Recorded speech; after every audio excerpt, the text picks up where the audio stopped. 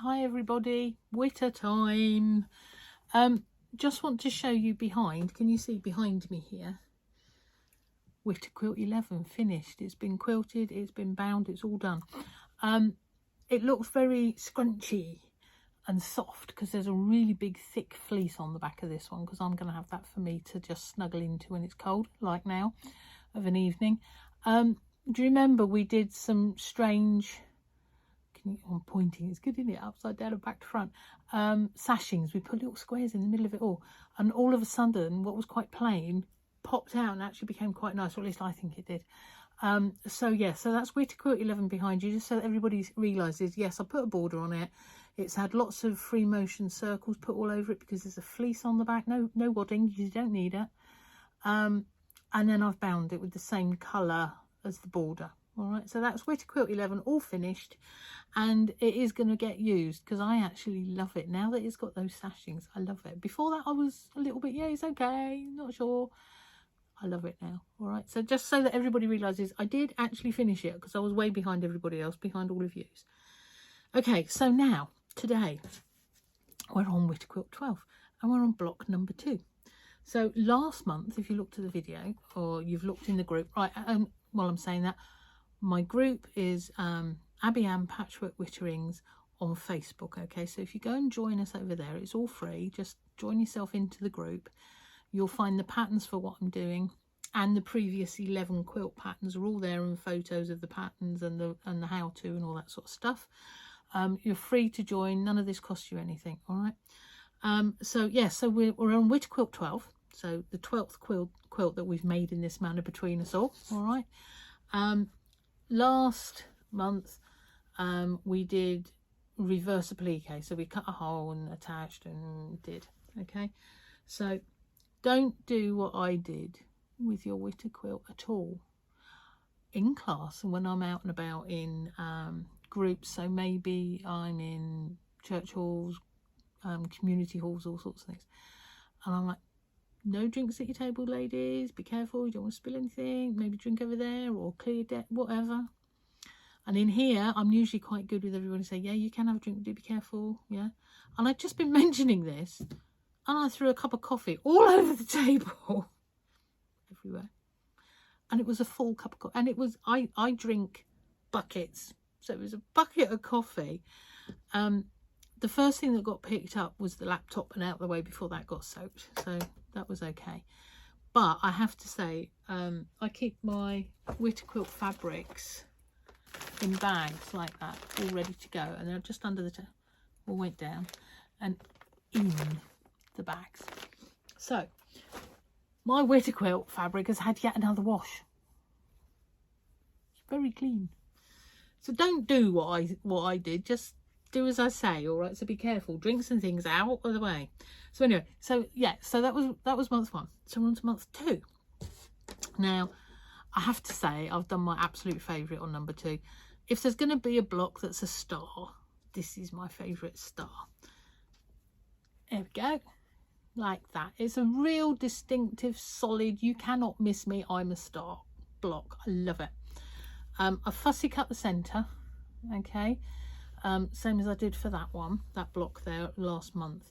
The only thing I've changed on this is the corners. All right, so we've got lots of 1-inch strips sewn together for the corners to give it a little bit of a difference, but I did it in that manner so that I can just explain how I would attack or make these bits. All right, so when you get over to Patchwork Witterings group, the pattern will be there with a quick how-to on the bottom, but I'm going to show you now. Okay, so actually if I start off with those corner blocks, we're aiming, we want a 1-inch strip, so we're cutting 1.5 with its seam allowance. Yeah, and these blocks need to be squares need to be 4.5 inches with their seam allowance, so we need 4 of them, so that's 4 4s are 16 plus seam allowance is 18 inches in total.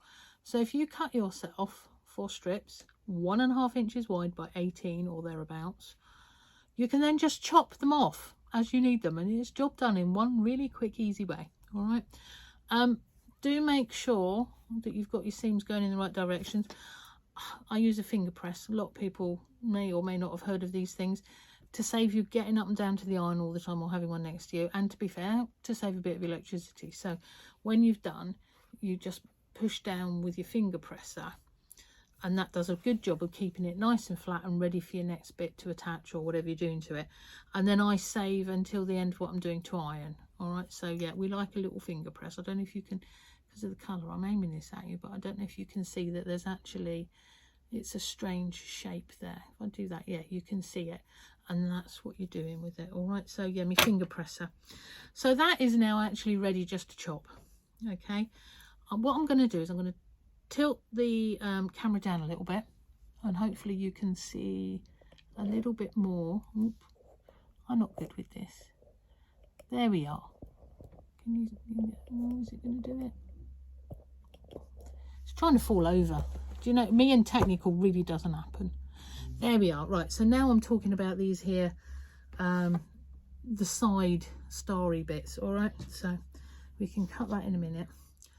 And these are your pieces, or my pieces I should say. So we've got 2 small triangles and a big triangle. We sew the 2 together and then to the big one, and then we get our square, and we're back to where we were. So we will land up with that there. Now, how I do this. I'm old-fashioned. I like a template plate to draw around to get my accuracy.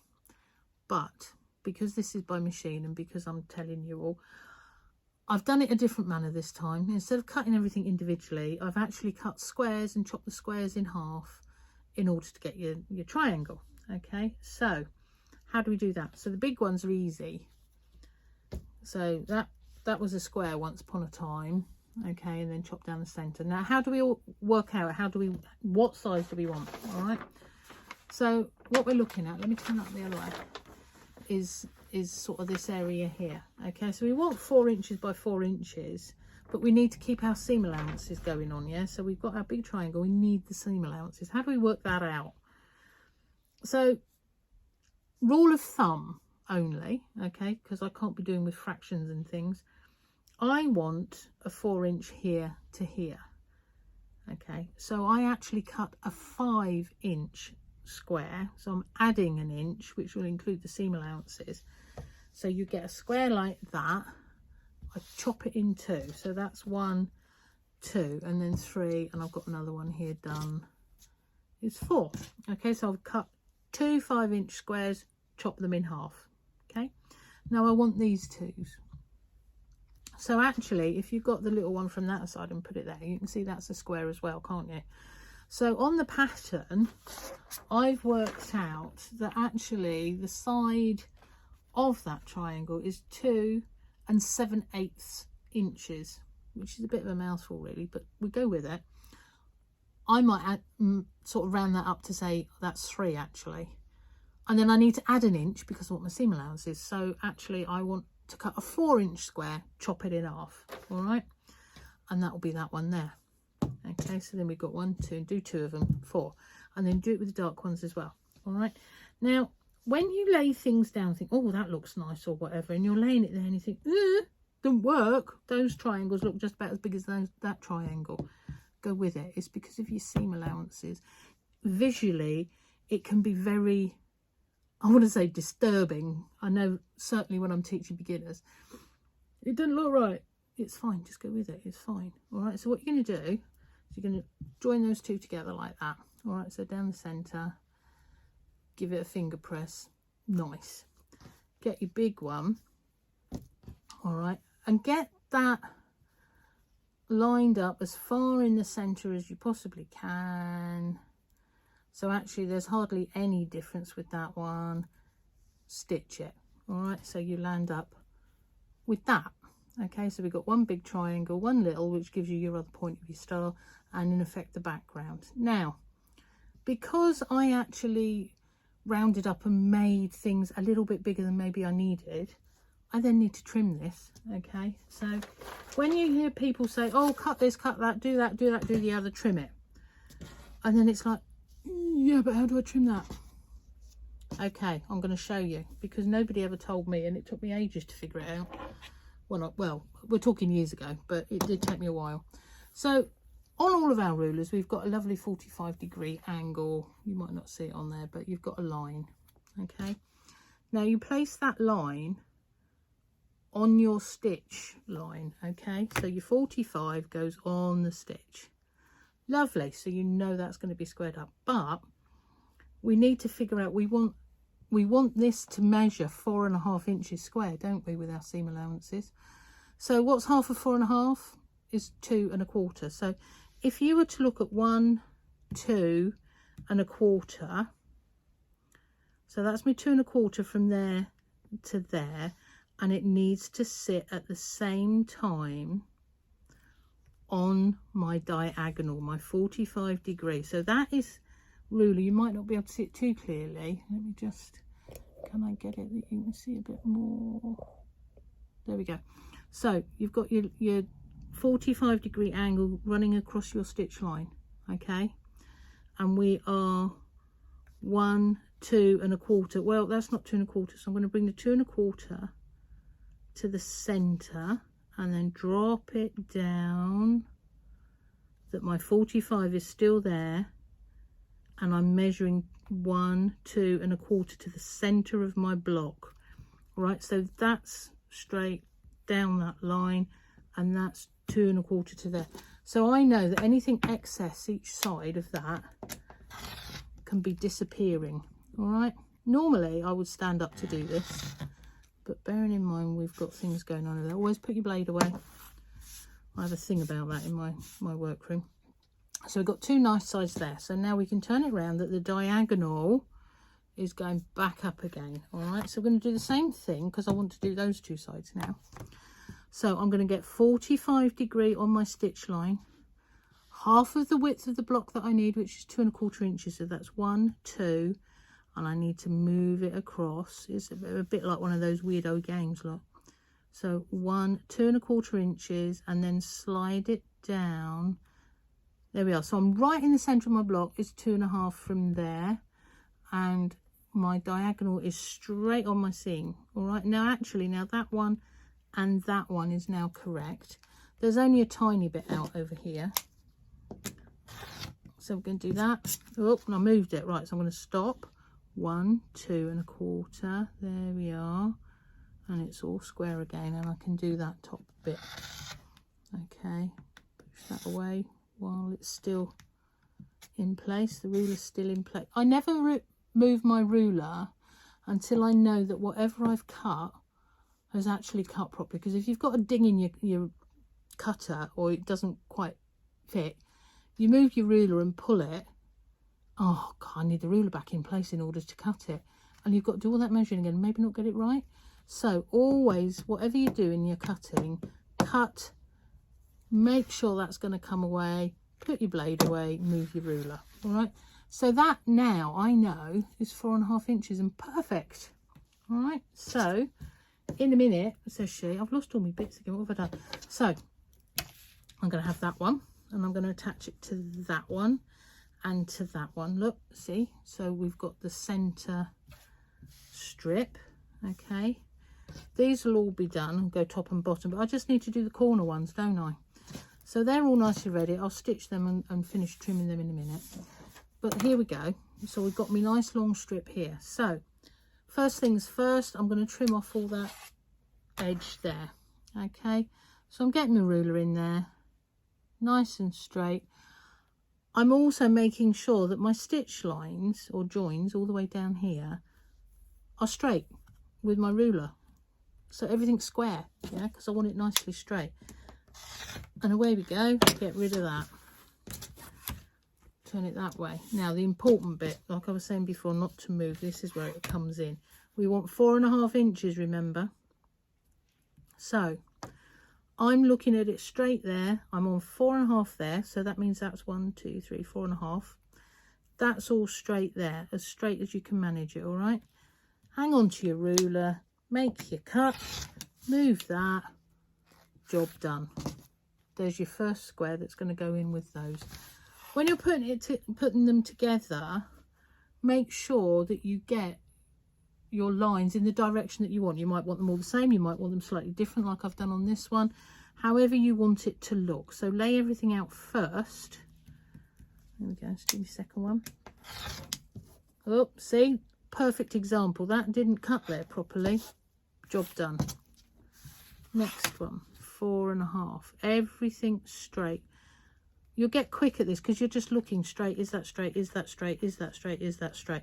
So I'm checking all of these seams that I've stitched. Yeah. Do that. Do that. Fine. Last one, 4.5.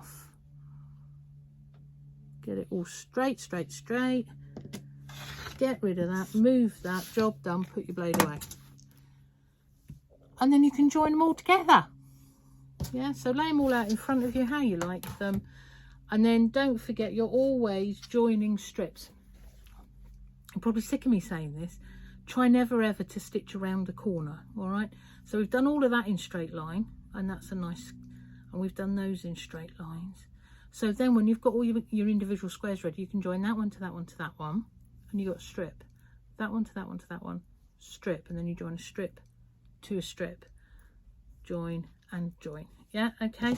So I'm probably teaching you all to suck eggs, but you know, I'd rather do that than you get it wrong. Okay, so there's that. Let's play around with this a little minute. Now, what I will do in a minute is show you behind the camera here, because actually Black Cat Tom's in his new bed. He's got a black furry bed that was donated by a relative. And what I did, I left it on the table and just sort of ignored it. And then he found it. And now he thinks it's the best thing since sliced bread. I have never seen him need something so much. He absolutely adores this bed.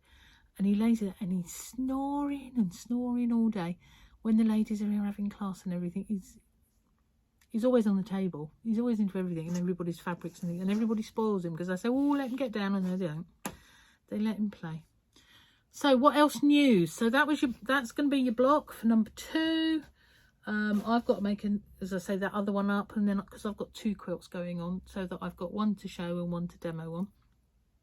So I'll get that other one put together and that's ready, and I'll put everything, photos and the how-to, over on Facebook in the group Patchwork Witterings of Abbieanne. All right, please feel free to go and join.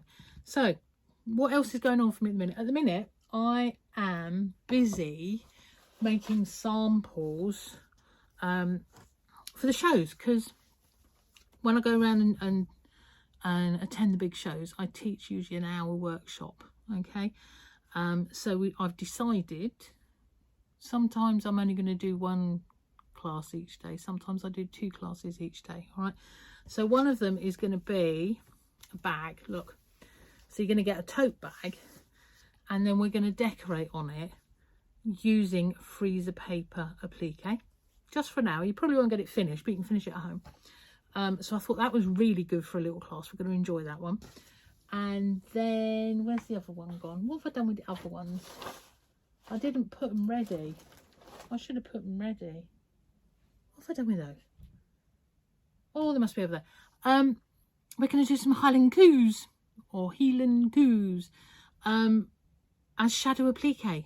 So that's where we put some I call them motifs, so bits of fabric down on a background, and then we cover it over with voile, get it right, or something sheer that you can see through, and then we stitch around everything and we add bits and all the rest of it. So we've got some healing goos going on at the shows.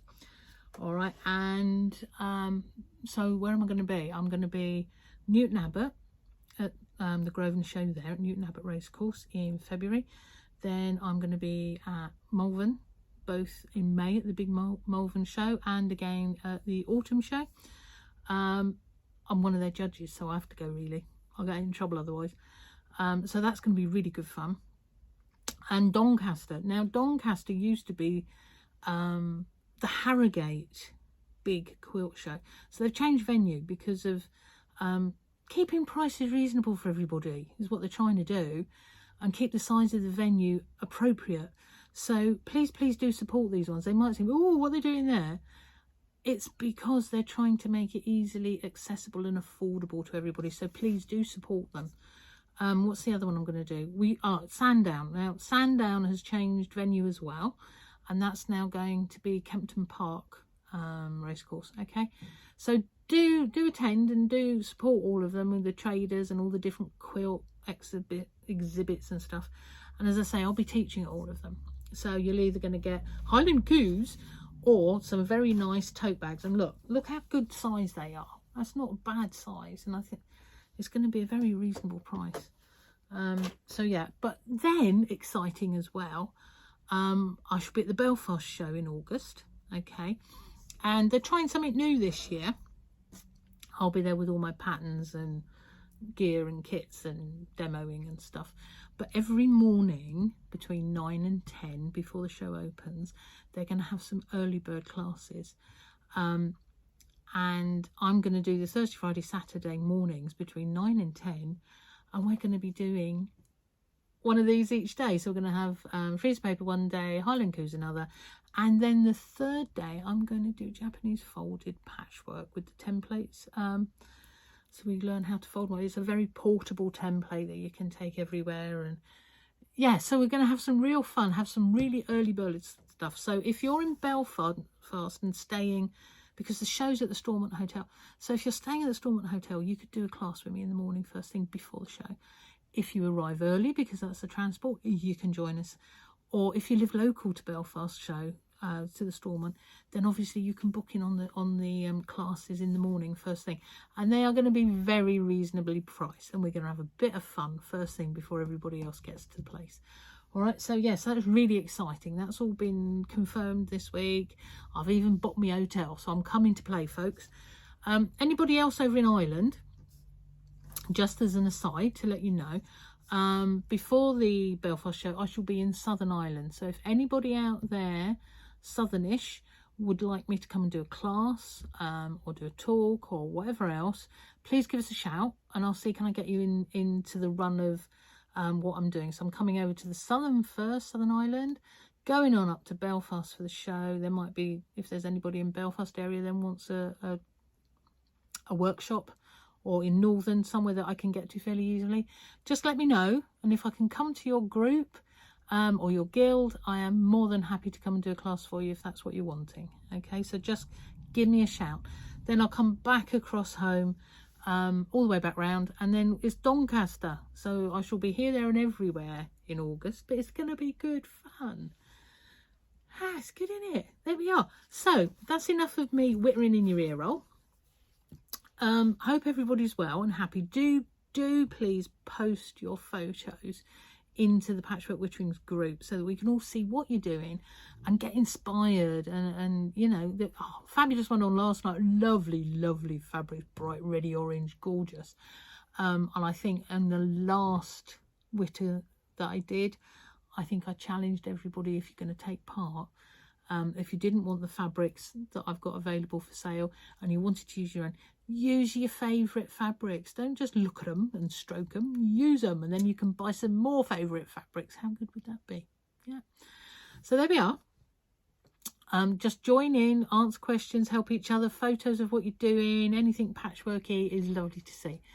Right, now I'm sneaking things around here so that I can just quietly turn the video for you to see Black Cat Tom, because he's being gorgeous. Can you see him? Can you even tell where he is in that there black? I think that's probably as best as I can show you. He is so gorgeous. He's fast asleep. But he's my little studio mate. He lives in here. And there's the Witter Quilt 11. You can see that a little bit better now. There we are. So, there we are. That's enough of me yittering. Have a lovely day. Bye.